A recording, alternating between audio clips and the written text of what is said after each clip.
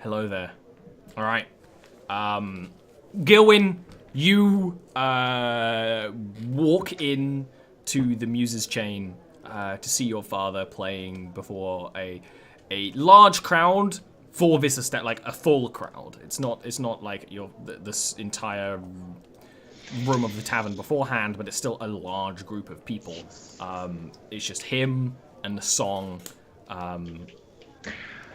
I take a few seconds to figure out the song. Mm-hmm. Bring out my lute and immediately begin harmonizing with him and walk towards the stage. Immediately, he looks at you and he smiles. A woman in leather armor that has a deep red sort of accent. It's a similar sort of color to the overlay, a sort of purplish red. Goes to sort of stop you, and your father shakes his head, and she lets you pass. And I thought we were gonna have to Gandalf that up then. And you play. Why don't you give me a performance roll? Here comes for that one. Done. You still wondering how that works, Scott? Could be Plus worse. 10, though, is the thing. That's really the kicker. Again, you play the best you can. You're emotional, so you're not playing the best you ever can, but you play you must well. play with and this is emotion. definitely one of the songs you learnt first of all, because it's his most famous song. And people in the crowd are like, what's going on? Who's this? And like some people look back and they see Melody and Vale standing in the doorway, and that raises even more questions. And there's a little bit of a murmur and talk until the song finishes. And it's not a particularly long song. It's this song of meeting a woman in this town of Dutcheshire, and that love not quite working out, but being beautiful while it lasted. That's why it's, of course, relatable to so many people. And when he stops, he sort of like sets the guitar down on his lap and motions to Gil'win and is like, "My son, ladies and gentlemen." And of course, then the crowd's just like, oh, and they clap, surprised. It's one of those things where he has a son. That's not news to most of them, but just you showing up out of nowhere. Oh, and there's actually quite a lot, probably the most applause you've ever received. Not even yours. Sorry. And Shadow applause. he stands and bows slightly and puts his hand on the back of your shoulder and walks with you off stage. It's like, Win, we have a lot to talk about. It's good to see you. We do have a lot to talk about. Well, unfortunately, I can't have all these greetings immediately. I have a lot of cheeks to kiss to fund my next tour here. So my bodyguard's going to take you to our old family home. So I'll be with you in about half an hour. That's so sweet of her and so welcoming of you, Dad. Oh, no. Your bodyguard's gonna take us to my old home. He kind of like gives you a dadly look, of like, yeah, keep being a little shit, especially in public. Not that you're having a very loud conversation in front of, but you're around other people. And he shakes his head and is like, no, not that one, not Robin. Haven, go and bring Win back home.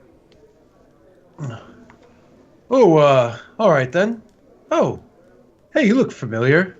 Have we met before? He's my He son. says to Gil. He's my son, Haven. Oh. So I see no it matter what happens, make sure he's safe. All right then. Now, I'll be with you in half an hour or so, and What do you call them? Companions? Friends. Yeah, you would. They can go with you. Again with the hospitality, Dad. Wow. He sort of does like a slight bow and then just He's really nice, isn't he? he just sort of drifts off into the crowd as he often has in the past. Haven, why don't you go ahead and describe Haven? As he drifts away, he's like, and he's always doing that. So, Haven is a tall lad. Stands at about 5'11", which is tall in fantasy era time. So, not as tall as two people in the party, though. Very tall. No, well, there's three an elf in the actually. party. Elves are usually. Oh well, depends. He is currently the shortest member of the party, not counting the dog. Yeah. Actually, I have to ask. All of these guys are 6 foot. In Jarviskjir, are elves taller or shorter than humans on average? Average taller. So Faerunian elves, which is what I expected, because that's kind of like what it was originally based off of for style. Average taller, but there's variance. Yeah, because most other ones are shorter, but cool. So taller for an average human, but short amongst you peeps. So he's 5'11". He's wearing a scale mail because Ollie didn't let me buy more because I'm poor. Starter equipment only, Scott at level 5. So he's wearing scale mail armor. He's a very, very good-looking chap. He has a pike in one hand. It's a brand new pike, costing a whole 0 gold pieces. Stop right here. You're just describing yourself wearing scale mail with a pike. Nay. He, actually looking at that and Scott, I and a can bit see taller the than you. similarity. he does have like a sandy brown hair. So like as opposed to mine, which is very dark. He has a sandy brown hair. He has piercing blue eyes. He's a very strong jaw. He's an extremely good-looking chap. Though it's funny because he always has a kind of a nice smile on his face, but it's one of those things you're like, what is he smiling at? And He's smiling at and me. his hair is like shaved onto the side and tied up, despite being longer, shaved to the side and tied up in like one of those short Celtic knots. A top knot. And it's important to remember. I don't know if you mentioned that but a warrior's not. Your armor, the parts that aren't metal are quite a bright turquoise. So actually, with the other bodyguard he has, who's wearing that bright red, you make quite. You're not subtle. Yeah, nah. Yeah. So, Win? Is that your name? Is that for, like, Winifred? Winley. Winley. Winley. Winley? Haven. And he extends his hand. Haven? Winley. It's like an unnecessarily firm grip, like too tight, like, why are you being obnoxious? But then you can tell, like, he doesn't realize he's doing it. Oh, okay. There you go. Oh, sorry. I'm used to dwarves. All right, so you're going to the house then. And you had companions? Let's go scoop them up. Yes. Let's go scoop them up. And you could walk over to them with no issue. They'd probably just be standing in the doorway still. That was shorter than I imagined, Gil'win. We're gonna meet him at the house. Because he's got more important things. Priorities, Vale, of course. He's a busy man. He's very important. Right. You are Mr. Nope. I'm Haven. And he extends his hand to shake yours. Erevale. Watch the grip. Arevale. What he like turns, he's like, what do you why would you do that? Well, it's just an I'm so used to dwarves. I'm sorry. Hey, you look kind of funny. Yes, I have jaundice. Yellow's this game. No, I am a sun elf. A sun elf? Yes, a solar elf. You may have heard about the time that we were descended from the sun god Dominator and basically made the world entirely livable for any of the younger races through the deeds of valor and heroism. But now we're dying off slowly, so unfortunately we're not that common. Nope. Never heard of it. But Fairly uncommon. So, in short, there's just only a couple of you funny-looking elves? Well, there are perhaps a few thousand left. Not too many, though. I don't. That's an army. Yes. It is an army, but lots of priests. So, do you live like only during the day? Why sun elves? Well, remember I said we are descended from the sun god, Ormanator? Yeah, you did say that. That is why. We first came to Jarviskjir in sort of, flaming chariots from the sun, Pegasus with wings of fire, all that sort of jazz. We are much more humble nowadays, through no choice of our own. But Well- that's pretty much it. I mean, I could go into depth, but I don't really know you, and it seems like we probably will only be knowing each other for the next few days at a maximum. So, no intention to be rude, but it's probably just useless information for you. I think all information is very important. Where I'm from, we weren't allowed to have it, so it's nice to hear. And you seem like you know a lot. You seem really smart. Oh, thank you. You seem to have the right view about wisdom and knowledge. I mean, the more you know, am I right? Melody?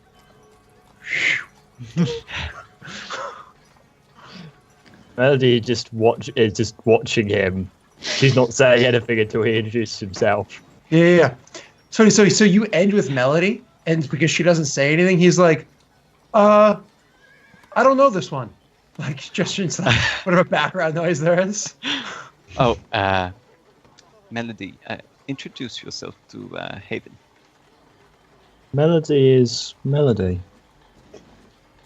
Yeah. Sometimes there's good melodies, and sometimes there's not so good melodies. But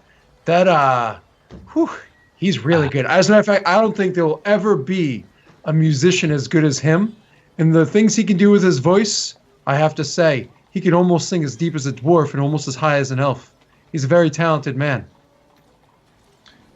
I've been zoned out of all of this. I've just been watching my dad kiss ass and have his ass kissed. It's exactly the sort of thing where watching your dad, and you're actually a little bit higher up now because you went to the sort of the doors and it's sort of indented ground. He's going to between nobles, sort of like introductions, kiss and do this sort of like whatever European kiss or whatever, and shake hands and talk to people and laugh, and it is just schmoozing. It's all empty, and he's brilliant at it, which is almost more annoying. Yeah. I feel slightly nauseous. Melody is actually her name.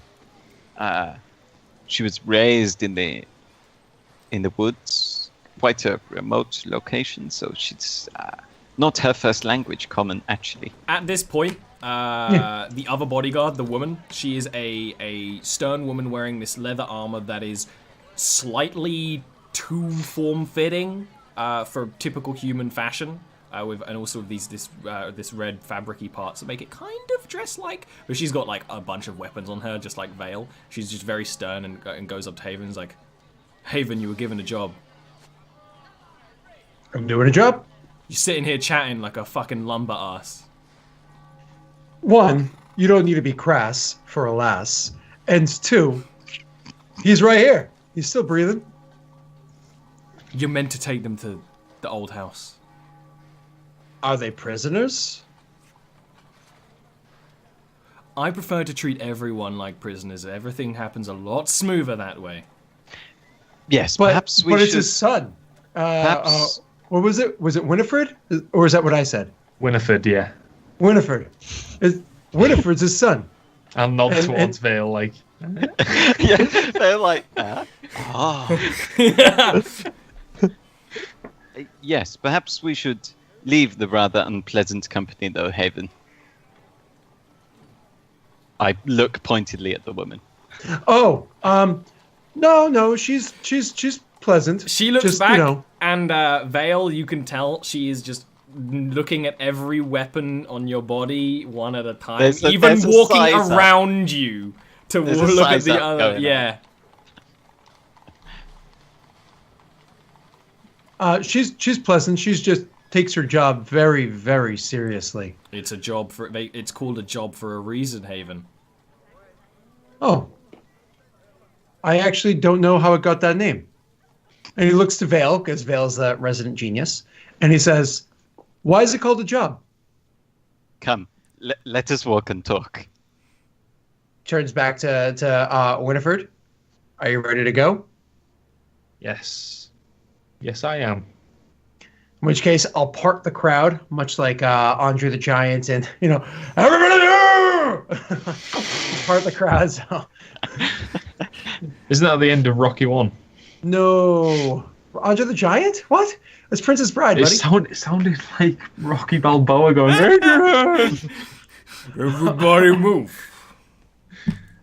Yeah, and you head out, and you would start walking. It's like a 5-minute walk to the old house. It's very close. So. Okay. I have no conversation to have because I'm like actually doing something now, looking for bad guys here and there. I just stare at the house for a couple of minutes. Well, as you get up to the house, it's a nice little house. It's sort of in a triangular sort of nook between other buildings. You notice there's a for sale sign at the front of it.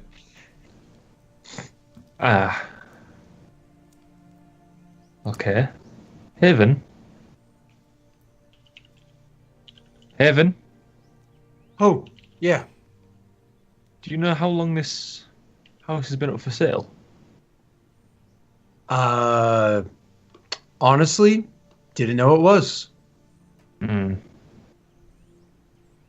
Okay. Do you want to buy it? Depends how much it is.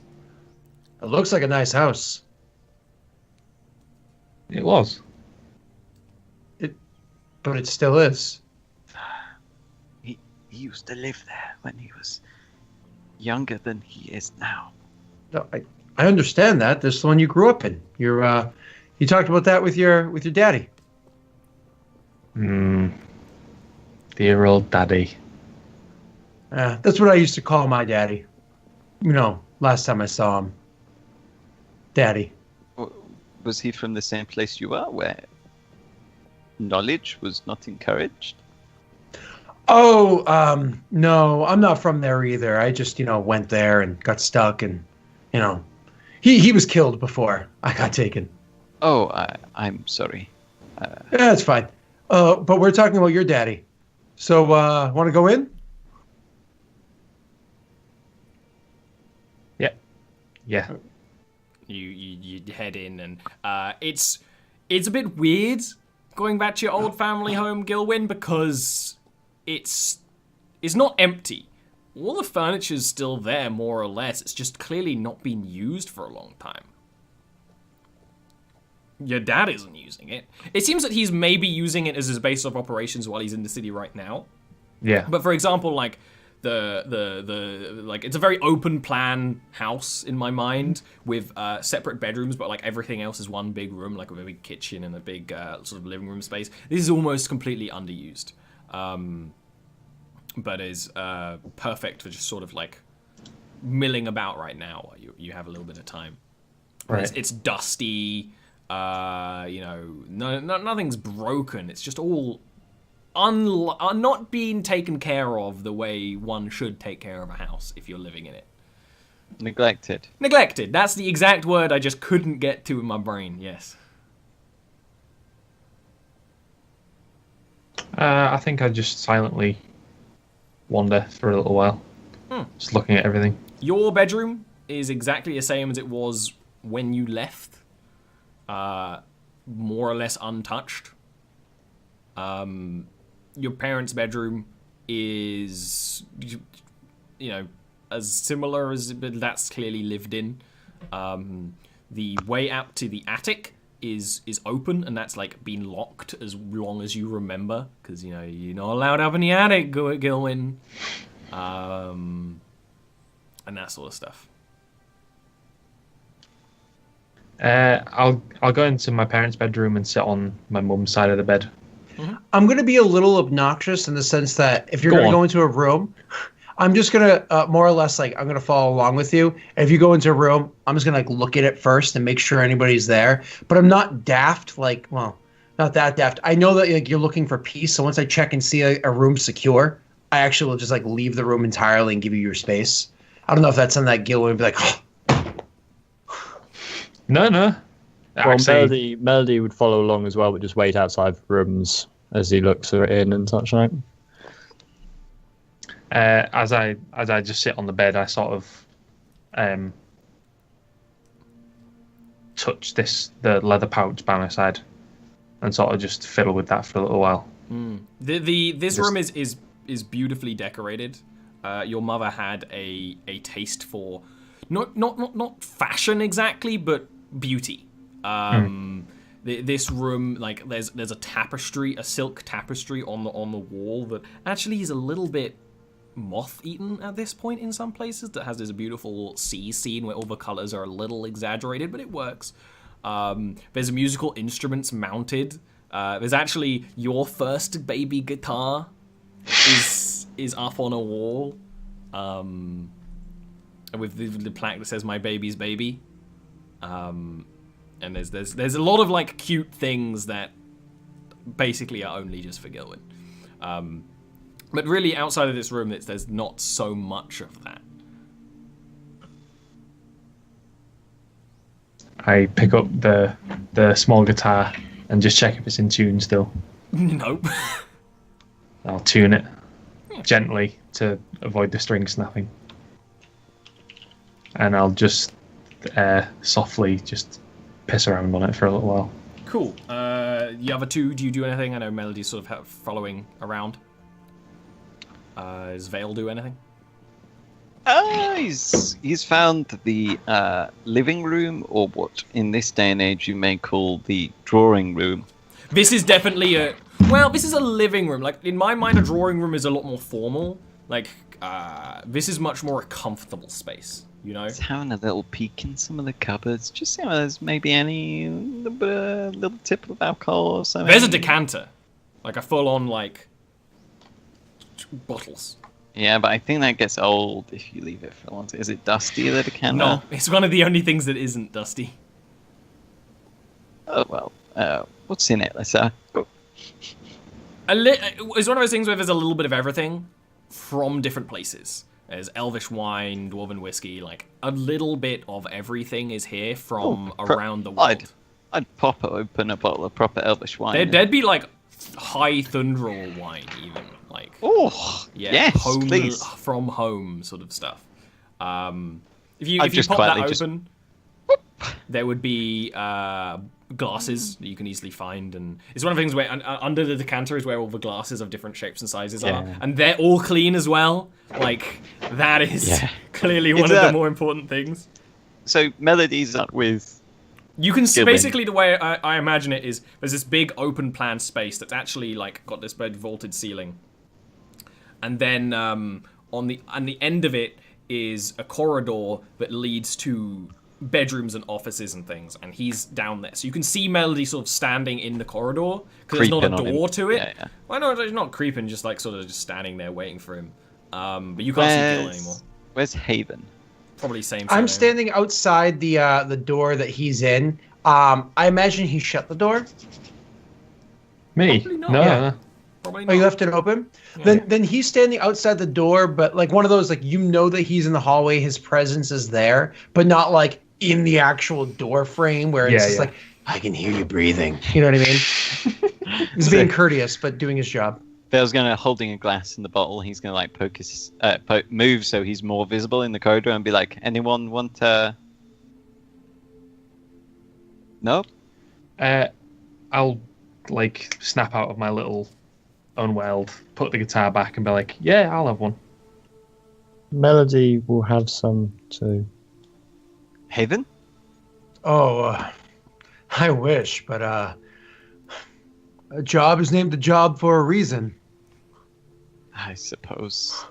Half a glass for you then. Sounds good. So pour out 3 and a generous half. Yeah. You know what it is? It's like it's a half glass, but if like you actually use proper wine techniques, that's a normal glass. And you're overfilling the other glasses, but you know who gives a fuck, right? Well, it's funny because you say half glass, and so you know how you always like pour like way less than you're supposed to. Seeing that you're being kind of like coy and doing that, he'd be like, that's not half the glass. Better fill it all the way at halfway. And he's like, yeah, I'm so smart. I caught you. And you drink, and this high thunder wine. I imagine Vale is like, this is from my home. You know, he would probably point that out and be like, there'd be a little like etching. Used to sneak this out of the cellars. There's be a little etching on the thing. Too young. They wouldn't let me have it. Of the flying castles of High Thundral, and it's a brilliant white wine. It's one of those things where you can't quite tell why it's different, but it is different. It's just probably the type of grapes they grow and the magic they use to grow them, and the exceedingly long time that they take to do it and everything. It's different. You can't really tell why, but it's nice. It's not unpleasant if you like white wines. I imagine Melody probably doesn't like white wines. I can't see her being. I can't see her liking white wines. Taste. No. I think she could deal with a red wine, but a white wine's probably just not.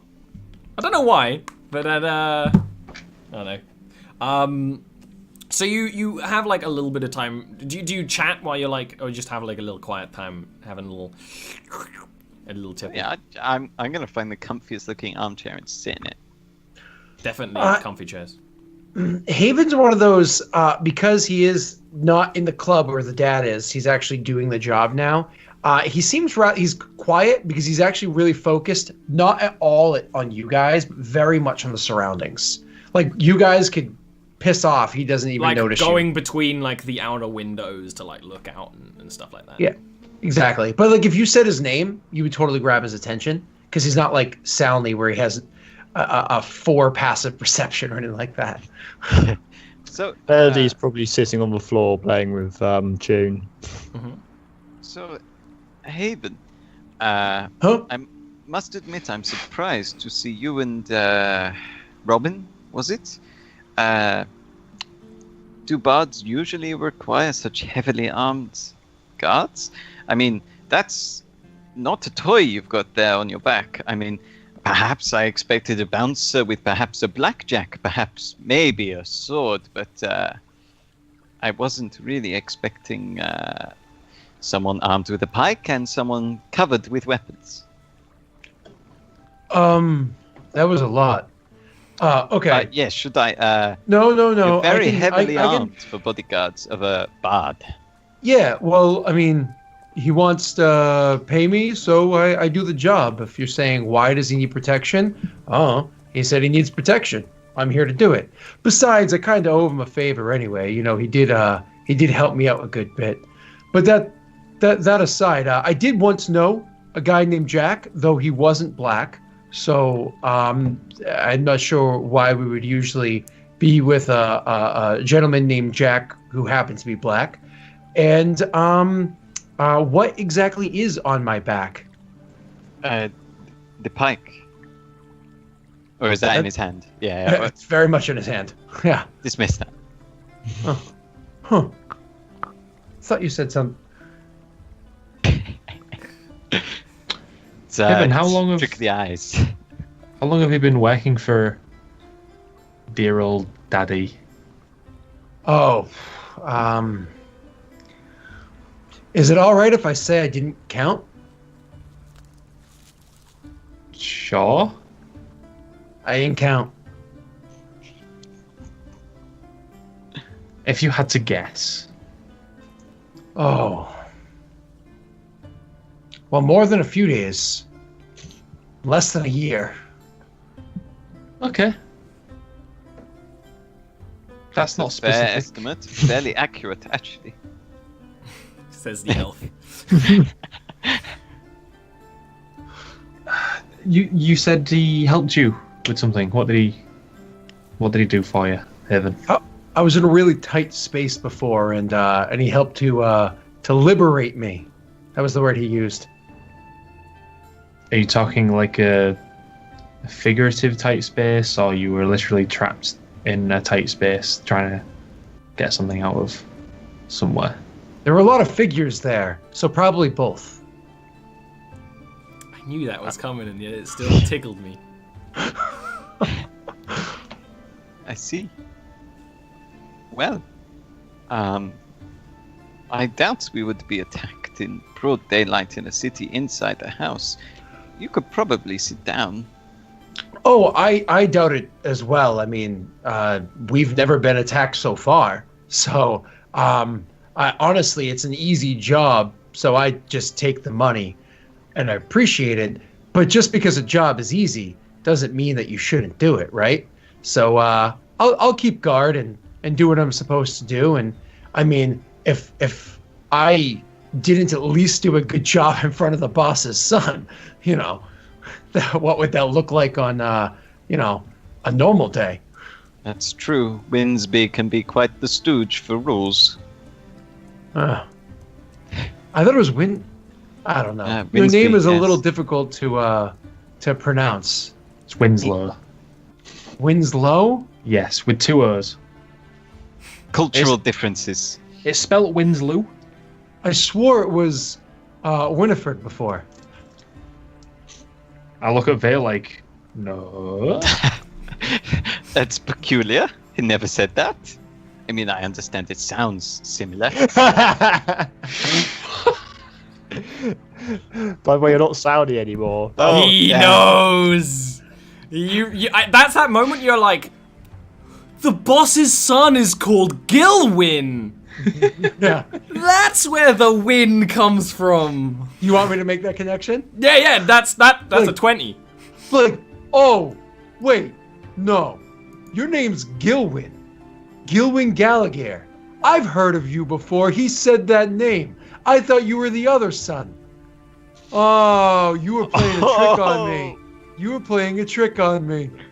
Funny. I will immediately rush over to him and repeat the other son while pushing him.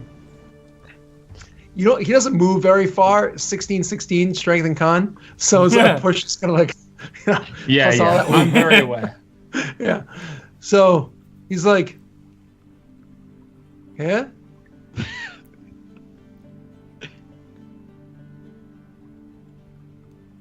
I will go to the tavern, please. It's when you say that Sure. the door opens and Robin walks in, and then afterwards is your father who wasn't wearing a cloak before, and that like small 5-minute journey between the music hall and here is now wearing a cloak, and then takes it off and hangs it up on a hook. It's like, well, Gil'win, we have much to talk about, and now we have all the time in the world. Figuratively, of course. I have many important things to do tomorrow, but you have me for the rest of the day. And night? Well, I do intend on getting a good night's sleep, Haven. You know, a musician needs good sleep. It's good for the throat and the mind. Of course.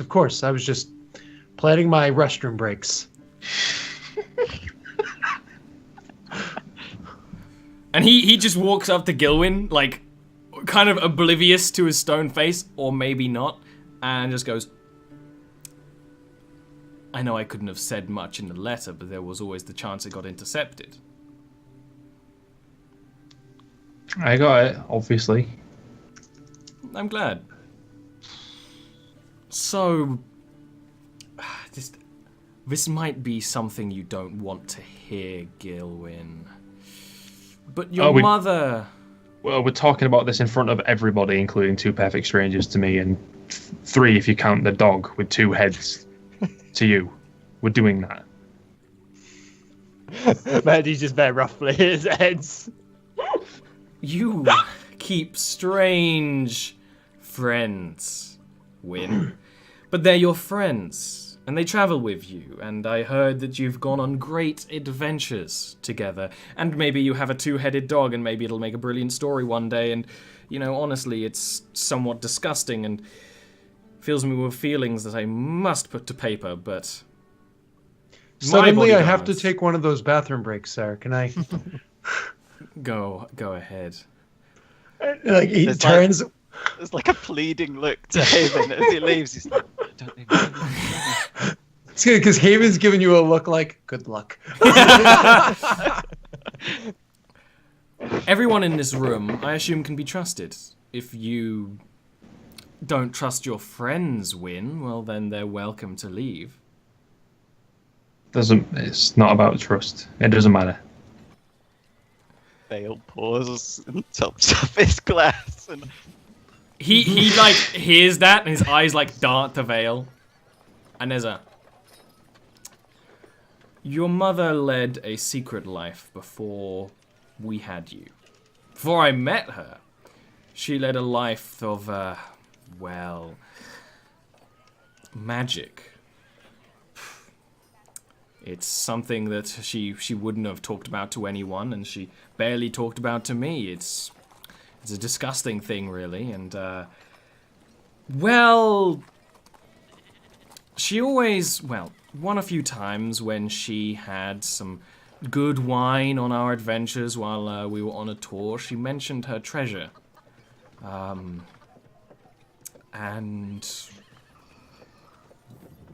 I think I finally found the clue to her treasure. And here's where you get involved, Win. I want you to go on this glorious quest to find it. I've heard your music via other sources, of course. No one who's got a set of pipes as good as yours.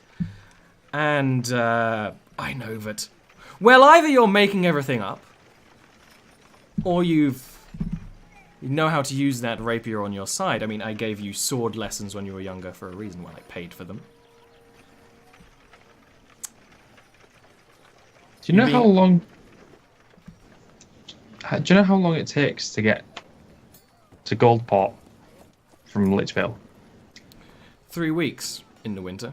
21 days, 504 hours, fucking shit load of minutes. And for each one of those waking minutes on the road, Dad, I thought about what I was going to say to you. And I thought about how I'd say it. I thought about where you'd be stood. I was going to say fuck you. Where I'd be stood, how I'd be stood, how long I'd go without looking at you, and I didn't really last more than 5 seconds, which is not the first time I've said that. Every conceivable variable that I thought of it, and now you're actually in front of me. All I can think of is Mum. All I can think of is what I'd say to her and how I'd say it, and I can't. I'm not allowed. And I know you feel the same. And it's not fair of me to act like I'm the sole victim, but what is fair, Dad, is the amount of blame I place squarely upon your shoulders, and I walk out the room. He, in a very fatherly way, he lets you leave, and Vale, you see him just clench his gloved fist, and then he walks over to the decanter. Melody goes to follow Gil. I imagine as you probably go to Vale, because you probably don't want to be here. He turns to Robin and is like, follow him. You don't want him getting any ideas. And Robin nods and leaves via the back door to the building. I think I might follow Robin. Do you want to do it in stealth? Give me a stealth roll. Gil, Melody runs over you with Tune. I'm gonna give Haven a wink as I go by. As if he's just like Haven's getting out of the bathroom. bathroom. Like, where the fuck is it? Sorry, did you say Melody followed me? Yes. With Tune. I'm actually gonna do a perception check. You talk. I'd probably just like break down and just hold Melody like a little child. Melody holds him out, just patting him on the back and just quietly. So Vale, you follow behind Robin easily. Robin is like behind, completely unnoticeable to these two, and is sort of trailing behind them, clearly watching them. Hand on one of her blades, as if that was more than just a follow them command. She seems to wait when they stop, as if like she's expecting Gil'win to keep moving, and she has not noticed you at all.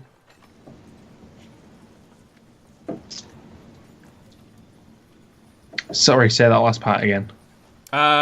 Robin is sneaking up on you guys. You don't know. She seems to be waiting for you to move on. Closing the distance or maintaining. She's got like on the side of a fence, the other side of them, and is stopped because they've stopped.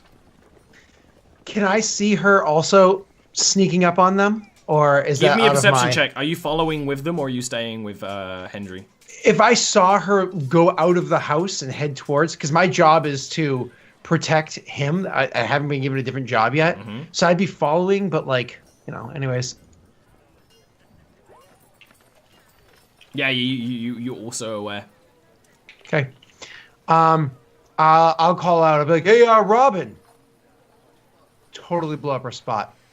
She walks out from behind the fence and walks up to you, and just puts her finger on your chest. Like she's short of it. She's quite short. Yep. But she has like no fear of you. I imagine you've sparred before. You're actually quite evenly matched.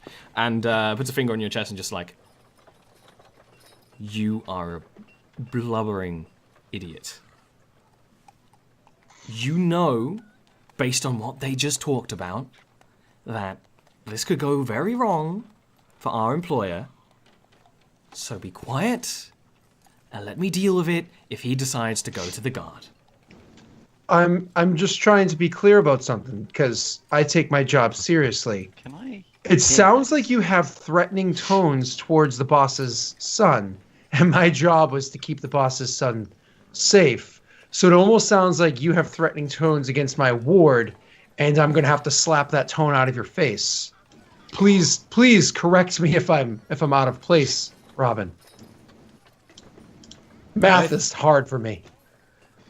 You are out of place. Go back to Hendry. Ask what to do. I'm While going to she's keep talking paying to attention him, to it. I'm going to start closing the distance behind her. Now that I've heard this. Now, I know that you need everything spelt out to you. Oh, yeah, please. Clearly, he knows something about his ex-wife. And I know a thing or two that the ex is less in divorced and more in murdered. So, really? We don't want him wandering around a city blabbering about it. At this point, you're basically completely behind him, Hervale. You know that's his mom. And? I'm going to clobber her over the back of the head with the belaying pin. Give me, Would I have seen him? I saw him sneaking up. I think you did see him sneaking up. Yes. But Okay, I was assuming. I'm glad the last thing she hears is, that's his mom. Yeah. Go ahead and give me a attack roll for this. I wish it was math is hard. I would like to point out that I'm kind of flanking. I'll give you advantage. I'd give you advantage just because she doesn't know you're there at all. Because it's stealth, yeah. It's complete stealth as well. It You is are stealth flanking, in the middle of a for the street, but yeah, you are also flanking technically, kind of. So, well, very definitely, actually. Roll damage. I've clicked it. One moment. It's one of those things where she's a capable fighter. She, in gameplay terms, has a lot of HP, but you get back behind her in this moment where she wasn't expecting a thing and just thwack hard on the head and she collapses. Loud enough that Gil'win and Melody hear because she falls to the ground and her weapons clank. They scrape against each other. Melody looks up and sort of is alert, but unless Gil moves, isn't going to move in. Yeah, I'll look up and see that Robin's on the floor, and I'll probably run over. She slops to the ground. Hold on. She slops to the ground, and I go, huh. She's a handful.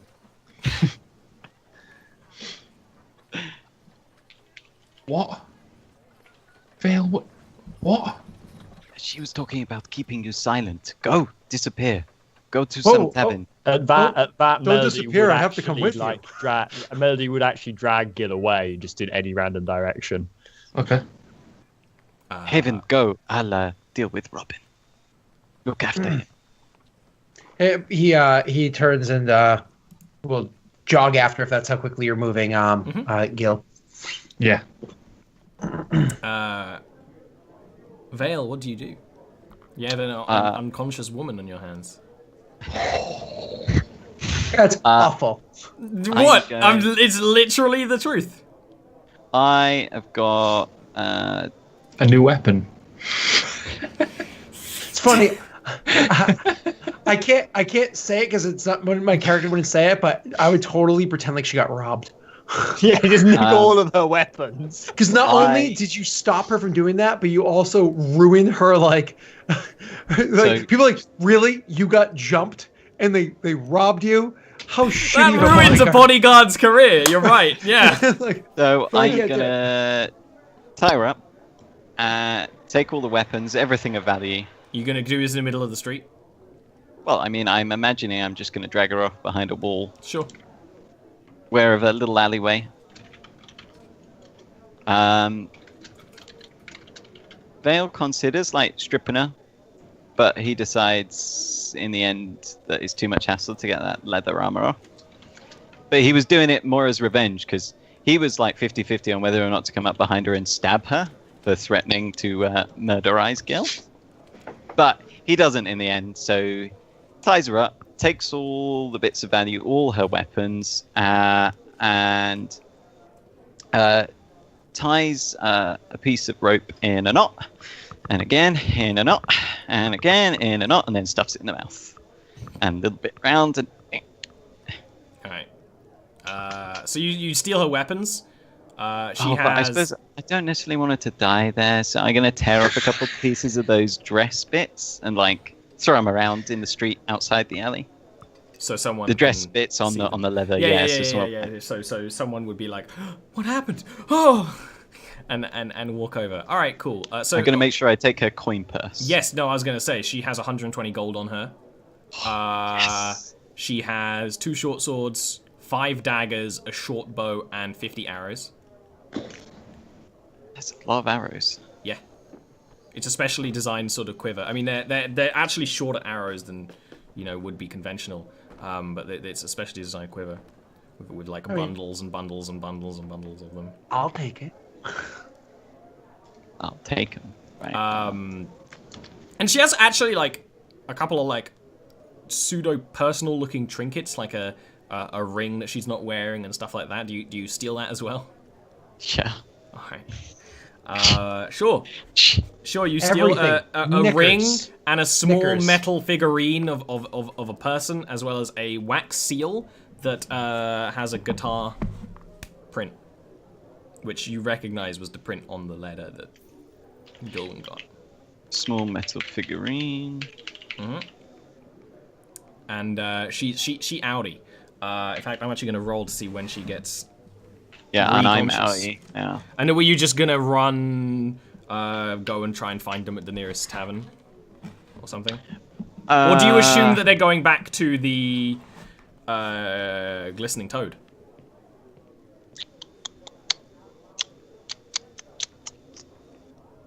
Well, we can have... Well, he has to assume because we haven't had that conversation yet. No, I know. I was just wondering. I was my own brain. Yeah. My own brain. I saw Melody pulling him off in any direction. The hammer pulled you off.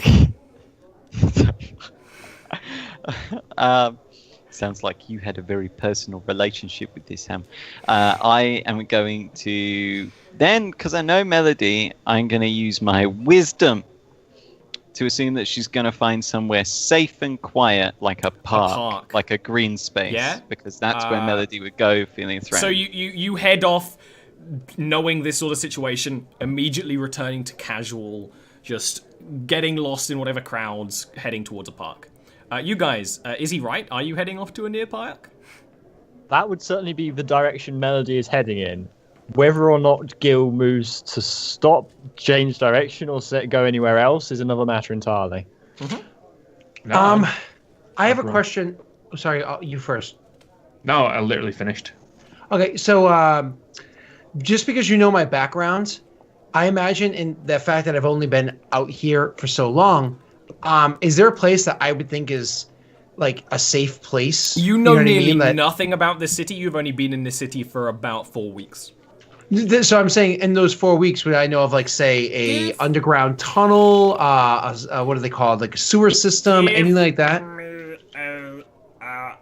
Survival is one of my best skills. Yeah, actually, survival is exactly what you're looking for here. Yeah, I was trying to think. It's not really history. It's not really investigation. It's more, you know, you're a ranger. You're literally a ranger class. You go around looking for places that may be useful one day. Like that's something you do. So, I've done that. We've all gone past that fortified house, and you think that'd be a good place to hold out against zombies, right? yeah. You actually realize that she's heading towards a nearby park. You don't know how she knows that, but you're like, this heads down towards a park. And actually in that park is a little monument. And the monument is hollow. And that actually would be a fine place to hide. So you monument me like almost like a catacomb size, like so big size? So I said like, catacomb, I meant like mausoleum, like Yeah. It's like the base of a large statue is like a room. So it's like a size of a large room. It's the sort of place where there would maybe be prayer. It's for prayer. Probably like Ollie's room size. I would say to I got all that. So I would say to Melody, whose name I still didn't fully understand. So I would say to Melody, like, hey, that's a good idea. There's a park there, and there's a really good safe spot down that area. Hey, follow me, and I'll like kind of like jog ahead a little bit, but once again, eyes all over the place. Melody nods as he runs past and just follows him. Yeah, so you run into the park, and the park isn't empty. Do you actually try and not be noticed by people, or are you just like fine with running? Like it perfectly fine with getting noticed. So you head in there, and exactly as described, it's at the base of a statue of someone going like sort of like this. Dean would know that it's a statue of Pelor. That's not a surprise. None of the rest of you would. Goddamn Pelor. Goddamn Pelor. And you can sort of sit in there. It's not like a defensible position, but it's like a perfect place to hide, you know, in plain sight. Yep. So the thing for me is that's very defensible. So exactly. I'm going to go and get you guys inside of it. Yeah. Yeah, get you guys inside of it. And then I'm just going to go to like the doorway to it, or the crack or whatever it is that we slipped in to get inside there. So it's got 2 doors, but they would both be, you know, within 15 feet. So it's like a 50-foot pool with like a door on either side. So you could stand in the middle and be like... Yeah. Melody will say to him, watch for Vale. Yeah, of course. Sorry, she was, your daddy said to keep you safe, and, you know, I'm supposed to, keep you safe, and she was talking about, you know, doing things because you knew about your mom. So, you know, it's kind of...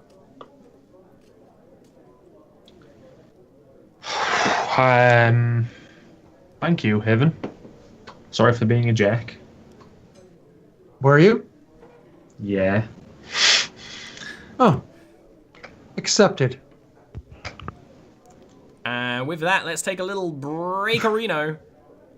And then we will come back last time. Also, let's have a little round of applause for Dean Cuddy. It's a little applause. Alright, we'll be back. He's called Dean Cuddy because he'll cut you up inside.